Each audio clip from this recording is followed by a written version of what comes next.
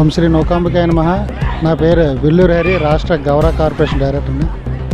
ఈరోజు ఏదైతే చూసామో సాంస్కృతిక కార్యక్రమాలతో పాటు గత 17 రోజుల నుంచి కూడా నిరంతరాయంగా ఎలాంటి వర్షాలు వచ్చినా ఎటువంటి కార్యక్రమాలు ఇలాగే బ్రహ్మాండంగా జరుగుతున్న ప్రతిరోజు కూడా అనకాపల్లి మాజీ మంత్రివర్యులు, అనకాపల్లి శాసనసభ్యులు శ్రీ కొంతాల రామకృష్ణ గారు తన సొంత నిధుల్లో సుమారుగా ఖర్చులతో ఈ కార్యక్రమాలని నిర్వహిస్తూ, అంతేకాకుండా అనకాపల్లిని అభివృద్ధి పదంలో నడిపిస్తూ, ఒక పక్క అభివృద్ధి ఒక పక్క సంక్షేమం చేస్తూ అనకాపల్లి ప్రజల్ని ఒక ఆధ్యాత్మికంగా కూడా వాళ్ళని చైతన్యవంతం పరిచే విధంగా, అంటే ఏంటంటే ఇప్పుడు అనకాపల్లిలోని ఇలాంటి కార్యక్రమాలు చేరుతుండడం వల్ల చుట్టుపక్కల విలేజ్ల నుంచి వచ్చిన వాళ్ళు కానీ, ఇక్కడ ఊర్లో ఉన్న పిల్లలు కానీ ఇటువంటి కార్యక్రమాలు ప్రతిరోజు కూడా, అంటే 17 రోజులు అంటే సుమారు నెల రోజుల్లోని 17 రోజుల కార్యక్రమాలు అయ్యాయి.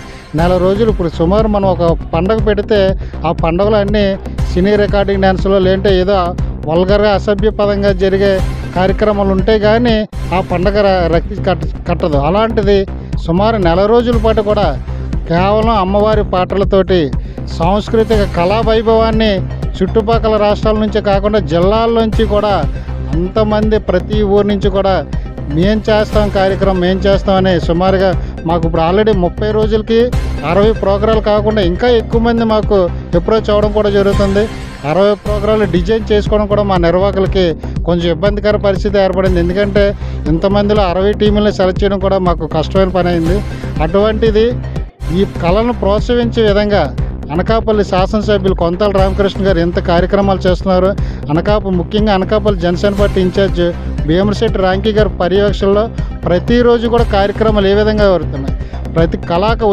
ప్రతి కళాకారుడికి టిఫిన్ సౌకర్యాలు చేస్తున్నారు, అమ్మవారి దర్శనం చేస్తున్నారు, ఎంతో వాళ్ళకు వైభవంగా చేస్తున్నారు. వాళ్ళు కూడా ఎంతో సంతోషపడుతున్నారు.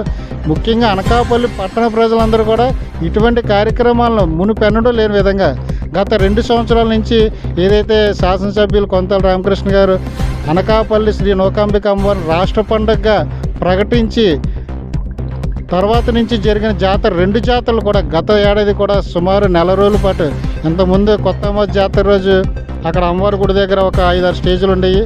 తప్పితే ఆ నెలంతా అమ్మవారి దర్శనానికి జనాలు వచ్చేవారు.